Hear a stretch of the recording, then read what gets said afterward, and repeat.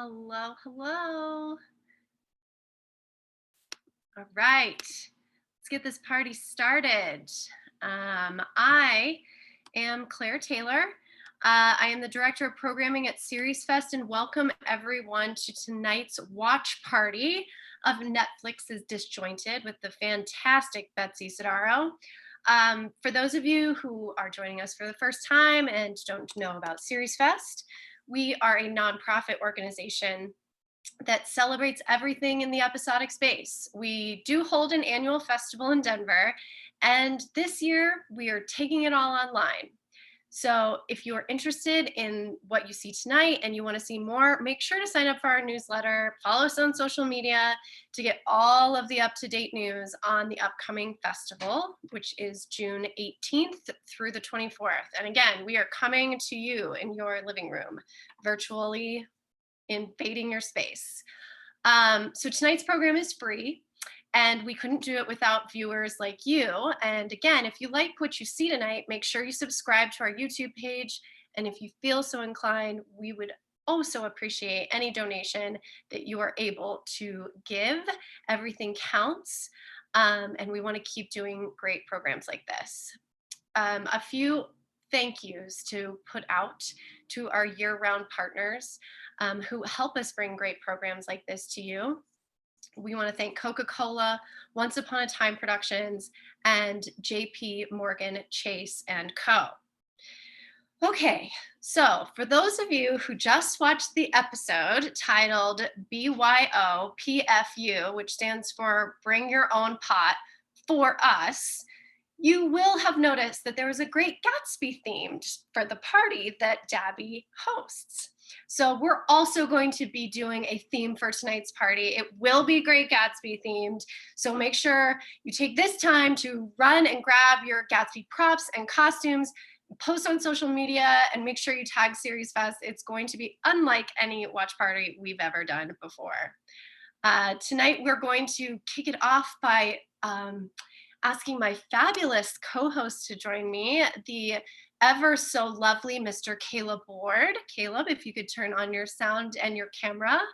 Oh my God. Hello, everyone. Oh, I wore my Gatsby finest. Wait, I can't hear you. Is your sound on? Can you hear me? Yeah, can you hear me? Yes, I can. Hold on. Can you hear me now? Yes, we got it. I was saying I wore my Gatsby finest, aka the one suit I own. Ooh, it's so beautiful, and you're very themed out. I feel like this is a really glamorous look. Wow. Oh yeah. This is great. I was told this is a European collar. End of sentence. There it is. There it is. Caleb is a longtime veteran of SeriesFest, and most notably, the Lord of Late Night, as I think your new title. I don't know. I haven't tried it out yet or asked anyone, but I think we can go with it.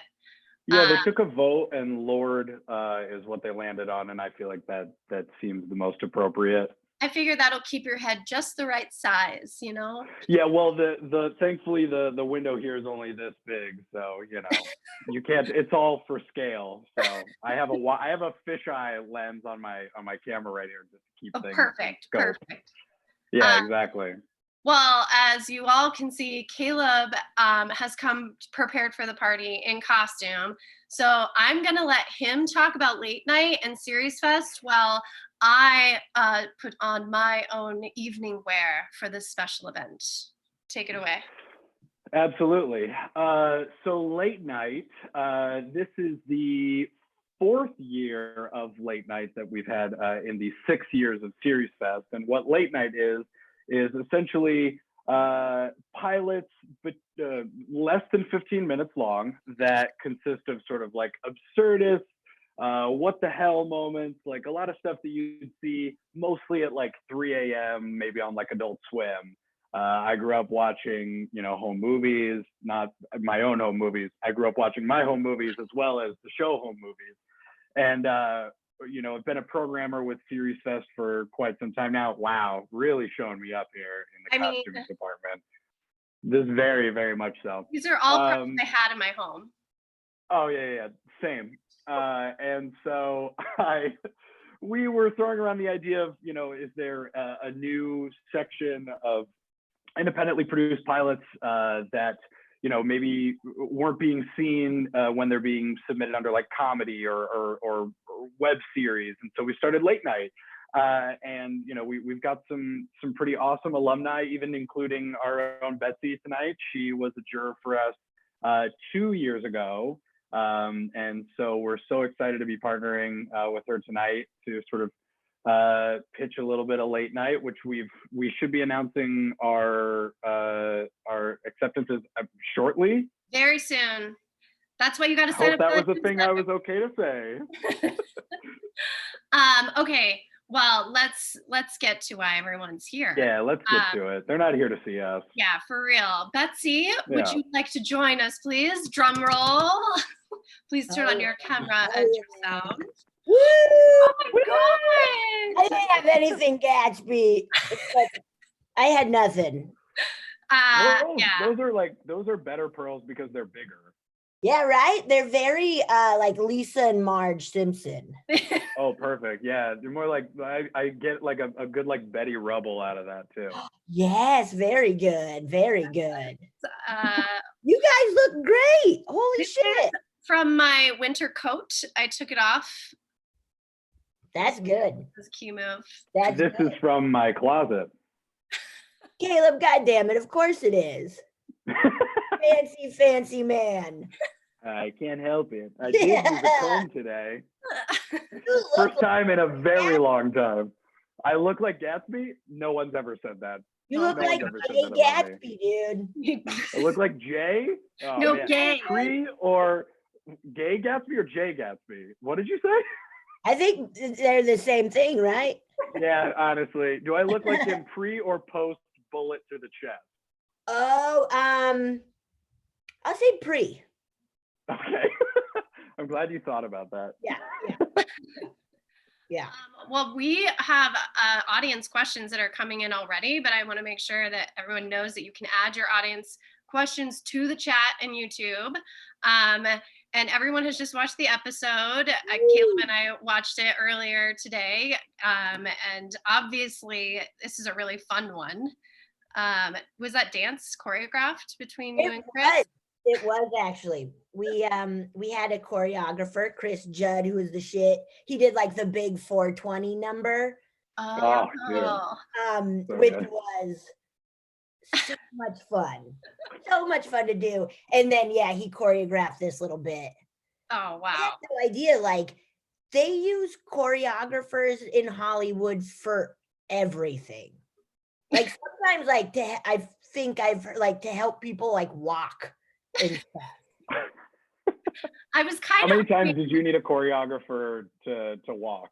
Yes. Anytime I had to walk in the show, which fortunately wasn't too much because I was on the couch most of the time. But anytime I had to move, they're like, get her someone to teach her how to do it a little gracefully. So you didn't make it up on your own. I was kind of hoping those were like some signature moves in there. I wish I could think of that. Well, you live in Hollywood now, so it's all about the choreographer. That's it's all about the choreographer. That's showbiz, baby. That's showbiz. Yeah. Showbiz. The secrets of it, you actually do nothing. Yeah. I have a question right out of the gate before we go to audiences that I want to know is, Betsy, have you ever personally been grasslit? Wait, what? Grasslit? Has anyone ever grasslighted you? What does that mean? Did no one watch the episode we just watched? Oh, I did, but I maybe missed that. I was distracted by the costumes, Caleb. I get it. It's like gaslighting, but it's when someone convinces you that you smoke too much weed and you're paranoid all the time. Oh yeah, every time I smoke weed, man. Every time I smoke weed. No, for sure. I feel that was a big like high school and college thing. Like, whoa, you're pretty fucked up, and you're like, wait, am I? Am I?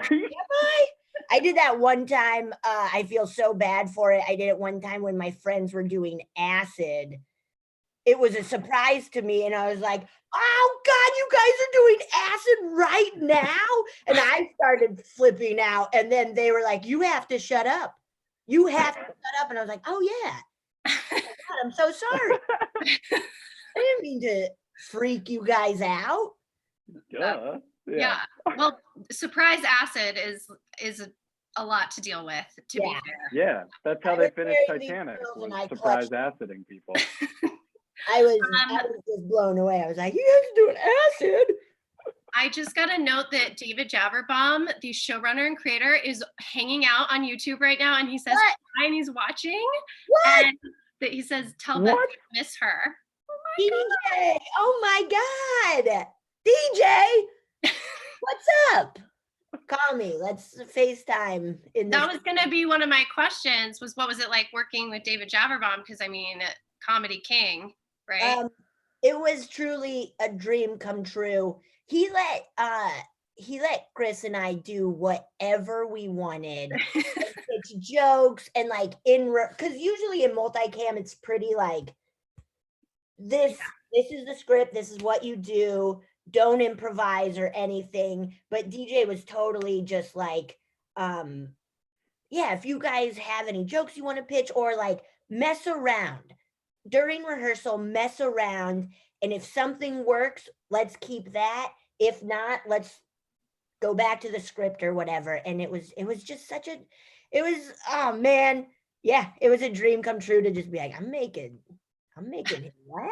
This is crazy. And so laid back, like I in the best way of just it was so different from any other multicam I ever did, because it was just like, have fun, make the audience laugh, like make huge outrageous choices, which I got to do because of my character, which is, so there was an audience there. We were debating that. Like, had you really like had much experience at that time doing that kind of stuff? I mean, improv obviously, but I had done a handful of multicams before that, and it's really fun because it is also, you get that live, right? Yeah, you get that interaction, feel the energy. Yes, and it's really, really fun. And then of course, just I perform live in front of people all the time, so it kind of is just that like thing where I'm like, oh, I feel even more comfortable than just silence.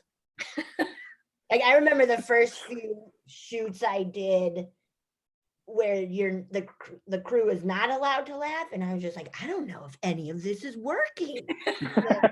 Of course it is, but like, I always try to get the camera guy to laugh a little bit. All right. That's amazing. David Robinson from Facebook wants to know, was your character based off someone you knew?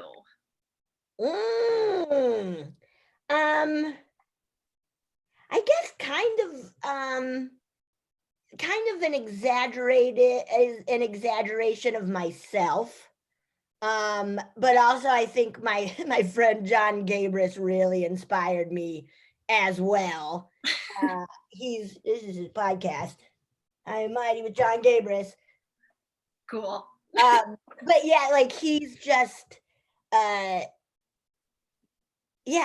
think it's pretty much just an exaggeration of me, but I also was like, hey, Gabris, this is very much you too. Like just this loud, just fired up dude, even when he's totally stoned, just like just very fast and loud, and that's great.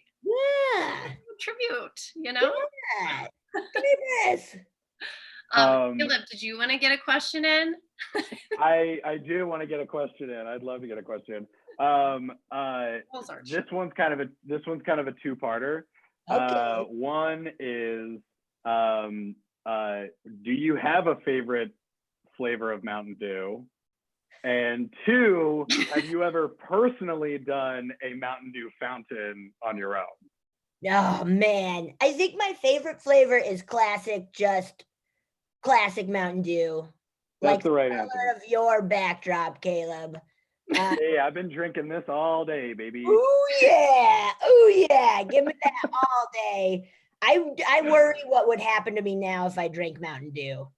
I think my stomach would shoot out of my asshole. It'd be one of those surprise acid trips that we just. Yeah, exactly. Oh, fuck, man. It'd be like people dropping Mentos in a Diet Coke, just fire out. Exactly. I just explode. I've never exactly. do fountain. I think if I could choose a fountain, it would be either I think it would be, this is disgusting, but a ranch fountain. A bunch of things to dunk in it around it. What's your favorite thing to dunk in ranch? Pizza, like vegetables? I do vegetables just to get my veggies in. Pizza, right. French fries, wings. French fries and ranch? You've never, Caleb, what? Yes. He's maybe, he's not from Colorado. That's what it is. That's maybe. Not from Colorado. Is that a Colorado thing? I mean, I feel like Betsy, back me up. In high school, downstairs at Eric's at Breckenridge. Downstairs at Eric's, dude. Cheese fries, ranch dip. Cheese fries, ranch dip. What? Any day. You guys are psychopaths. No. You're the crazy one. You're the crazy one, Gatsby. You're the nuts. It's so good. I'm blown away right now, Caleb. I am too. Well, now I know what I'm ordering tonight for dinner. Yeah. Postmating some Shake Shack fries and ranch. That's smart. That's a smart order. And also then dunk that burger in there too. That's true. I say that's what the fountain is for. That's true. Dunk the burger in the fountain? Just dunk it in and get a good. That sounds like a doable. really. That's doable. What would be your fountains? Claire, what would your fountain be? Well, I feel like we covered sauces. You know, I don't want to but what's your sauce? Would you do ranch or would you do a different sauce? Number one fountain be? That's a really good I question. like a good bubbly fountain. Like, would a La Croix fountain just officially make me the most boring white girl from America? It depends. And the follow-up question is, what flavor? There we go. Oh, well, pamplemousse. Oh. Yep. You're secured. Yep. Locked in. There we go. Basic. You said coconut, I would have fucking walked out of this. I recently tried watermelon. Yeah. Watermelon? There's a watermelon flavor? That seems terrible. It is. It's pretty rough. I bought a bunch of watermelon Perrier during this. Oh, that's not bad. It's okay, but I was kind of like, oof. I'm a little bummed, but just add tequila to it, and it's really. Take it on one of those walks, you know. Yeah. I had a shot of tequila right before this, so we're good. Wow. Shit. What would your fountain be? Yeah, what would your my fountain be? Yeah. Okay, I've been thinking about this throughout. Okay, and I think it would be the garlic sauce that they give you specifically from Papa John's? Papa John's? That garlic sauce. That shit is so good. It's so good. Shit is so good. I'm so bummed. I mean, this is almost every big corporation. I'm so bummed that Papa John's is a piece of shit, but that fucking Papa. stuff, man. Dude, I'm telling you, whatever like racism they've got in that, it tastes too good. Okay, we have to answer some serious questions now. Right. All right, question. Okay. Here's a serious one. Jacob Borja wants to know how much actual weed was smoked on set. Can you answer that? Oh, I can. While working, none that I know of. Yeah. Nobody that I knew. I'm sure. I don't know. I'm sure somebody was, because but I don't care if it helps them or whatever. But for me personally, and the actors, none while we were working. Because I would do bad. If I got stoned and then had to do comedy, hit your marks. Yeah. No. But I've done a handful of shows for 420 or whatever, improv, and it was fun, but it was hard. I would have a thought for 2 minutes ago and tag in, and they're like, what are you? Who are you? Like, remember that one scene a while ago? Shit. Okay. Yeah. Has a lot of memory lapse. Yeah. James Shabati asks, he's a writer who's struggling with comedy. Okay. And he wants to know, do you feel like comedy comes natural to you, or do you feel like it's something that gets easier after so many years and so much experience? I think both. Like to me, it comes very naturally, but I also, you learn it and you work on it. And I've put so much time into comedy. Yeah. And I've seen like my friends start at the very beginning where it wasn't even on their radar. They were just like, oh, maybe I'll like take a class or whatever. And they've like truly learned how to create and work that muscle and become incredible comedians. And so I think it is like a little bit of both, or I mean, a lot of both depending on the person. Like you can totally work on it and make it stronger and more fun. And yeah, it is a muscle that you just, reps are key, man. And you have to practice. Yeah. Like, how are you practicing right now in quarantine? Well, I'm writing, but then a lot of like improv Zooms have started coming up and stuff. And I fortunately live with, podcasting is gigantic. Yeah. And I live with Mono Agapian, who's another comedian. So we do bits all the time. Like we'll go off for 30 minutes and like do a whole like monos. We're weird and we just do bits all the time. I love that. Do you have something, so I know that like, I feel like a lot of people, it's always like movies or maybe like a play or something like that, but do you have, since like we're talking about like episodic and sort of in that realm, do you have a show that you remember watching, as sort of like an up and comer that really like inspired you to like go more into comedy as opposed to like doing like straight dramas or something, maybe like, or if it is just a movie or a play or some show you saw that really just sort of was like, oh shit, if I could do that, then I did it. Yeah. I was growing up obsessed with I Love Lucy. Like where I Love Lucy in cartoons, where that I was just like, this is the greatest thing I've ever seen. I want to be like her. Comedy. And then as I got older, like SNL, Chris Farley, like Tommy Boy, and just kind of and doing plays and stuff, huh, Claire? Yeah. Together. We were in Hello Dolly and Grease together.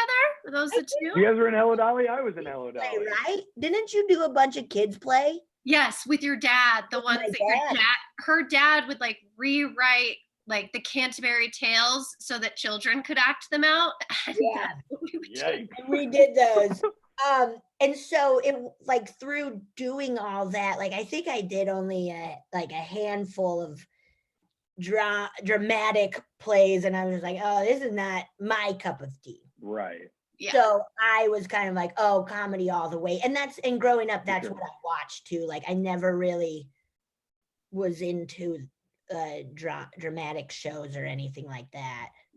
Well, it's interesting that you like mentioned, sorry, I was just going to say one last thing. It's interesting that you mentioned so many like I Love Lucy and cartoons as well, because those are both like really physical performances. I know cartoons, people don't really associate it, but like, it's not just like talky. It's like a lot of like action, and a lot of your performances like across the board, whether it's film or television, are very like physically demanding. Like it's very like physical. They're very physical performances. And so I think that's really cool that those are inspirations for you, because I think it shows in your work.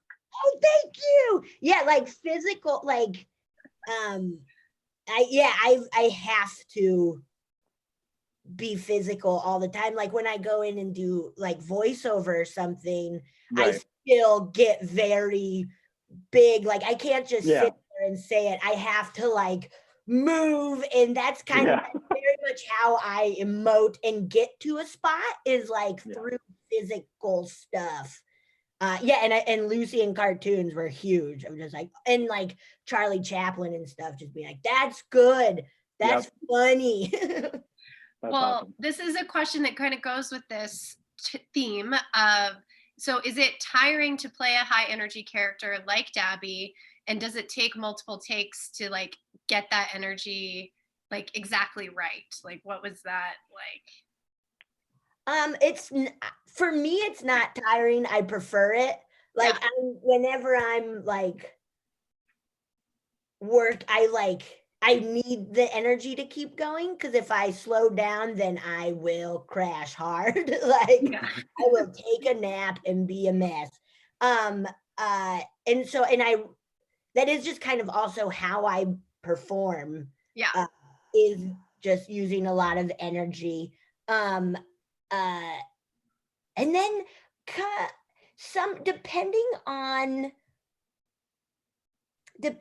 on the show or the scene, sometimes it takes a little while to kind of get on a roll. But with like Disjointed, we rehearsed so much, and it was great because like I wouldn't be in all of an episode, where it was like, yes, here's my like scene or 2 or 3 where yes, and it was just the energy of the whole show. We were all so pumped and excited and having such a blast constantly. So it was so easy to just keep that energy up. And especially with a crowd that's very excited. It's just like, oh, okay, I could do this all night long. Yeah. Well, I mean, you work with some pretty legendary talent on Disjointed. Unbelievable. Did you scream when you first met Kathy Bates? Because I would scream and my mom would scream, and it would go back generations of screaming. Well, I was playing it cool because it was my first table read. They had shot the pilot, and it was Chris and my first table read, and I think like I had met everybody, and then she came in right as we were starting and like sat across the table from me. I was like, oh my God. Okay. And I was like, play it cool, just try to make her laugh. And she did. And then after the table read, she was like talking, I was talking, and then she grabbed me on the shoulders and said something of just like, you are one funny shit or something like that. And then I freaked out. I was like, you don't understand. This is like the coolest moment of my life. Holy shit. She's so it was really never in my wildest dreams, because I grew up like loving Misery, just everything. Which I rewatched recently. It's Fried green tomatoes. Yes, fried green, everything. And it was just a true dream come true. And that she's really fucking cool is also great, because there's that kind of worry of like, what if like this what if Kathy Bates sucks? Yeah, it's an asshole. But she and it is real. I've learned this over the years of like the energy of a show really comes from the top. And so with like TJ and Kathy, it really set a cool vibe on stage. Yeah. Awesome. I miss it. It was so fun. We did ask the Facebook audience to share their favorite Dabby and Dank moment. Okay. And the one that came through from Jessica Olsen is the DEA raid was the best. Seeing you act normal was great. What was shooting that scene like in particular? Oh man, it was really fun to get to kind of straight man ourselves. It was a real blast of like, what if it was just so fun to see essentially the path they could have traveled, the more traveled path, I guess, that they could have taken. And it was the whole show was so fun because we kind of just got to be these like fun, big sketch comedy kind of characters. Yeah. And in that, it was really fun to get to kind of play more proper. And just like we're doing tonight. Yeah, exactly. Yeah. So nice. Very proper. Very proper. So proper. Oh, yeah. Yeah, that was really, really fun. Just getting to play that other side of these two wild characters. Yeah. And hear their like what they want in life and stuff. Did you steal any props from the set? Tina Ray wants to know. And remember, David Javerbaum's on. And Netflix is always watching. And Netflix. We're watching them. They're watching us. I have a costume, a Dabby costume. I don't know if that's allowed. That they gave me to wear to the premiere, which I didn't. I chose a lovely dress. To wear to the premiere. But and that no, I think that's kind of it. So I have a t-shirt and a hoodie and stuff. But then no, I didn't take anything. Did I? No, I don't think I did. Now you're in quarantine. Like really covering your tracks right here. Oh no, I don't think I did. I got this little gift, but it wasn't from the set. Tiny little bong that says Disjointed. That's the cutest bong. Isn't that cute? That's a very cute bong. Very cute bong. Well, this has been the fastest 30 minutes. Should we? Yeah. I know. Caleb, do you have one more question and we'll get one more audience question in? Is that okay? Yeah. I got one more question. I guess I feel like maybe you've actually already answered this, but I'm just kind of curious as far as like performance goes. Because I've been lucky enough to have seen your live shows and I've followed your podcasts and I've seen you in movies and I've seen you in TV. Do you have a preference? If you could do one of them full time, like all the time, and that's all you ever had to do, would you do, long form improv or multicam or movies or single cam? If you could just do one. And I have to pick one. Well, you have to pick one. Gun to your head. Not improv. Yeah. Shit. That pays all the bills. It does everything. You're set. Ooh, maybe. Oh man, TV is so fun, and I kind of know more of that world. But maybe movies because I don't know as much, and the ones, where I have gotten to like get wild in have been really incredible experiences. Right. And that's kind of like, whoa, being in movies for a living. Yeah, but TV is so fun. Oh, no, Caleb, you're gonna keep her up at night with this one. I'm the king of stumpers. I'll say wait, I have an easier one. I have a snowball question I can ask you, which is like, what are you like during lockdown and during quarantine? Like, what are you watching the most of? Like, what have you been watching? Like TV, movies? Are you listening to podcasts? Like, what are you digging into the most? I'm digging into a lot of right now, a lot of like British murder television. Oh my God. Like I've been watching. Whoa, like Miss Marple and. No, Broadchurch. Have you watched it? Ooh. Yes. It's That's a good one. Like I love murder shows now. Have you watched Peaky Blinders? No, I hear it's great. It's so good. A lot of these callers in that show. Ooh, okay. Yeah. I'll check it out. If you're savvy. Mm-hmm. I'm trying to be savvy. Yeah, a lot of shows kind of like that. I watched Fleabag, which is just unbelievable. Yeah. I rewatched Pen 15. Lots of TV. Oh, and then movies are, of course, just always a part of my life. Scary movies, you know it. Yeah, baby. Yeah. All right, final fan question. Annie Adams wants to know, are we getting another season of Disjointed? No, I'm afraid not. They pulled the plug on it. I I know. thought we were gonna like scoop some news. Like, Oh. well, actually. No. She like holds up 4 DVDs. She's like, I have the 3rd part right here. Yeah. No, I wish we got to do more, but whatever. That's how it works here in Hollywood. That's showbiz, baby. That's showbiz, baby.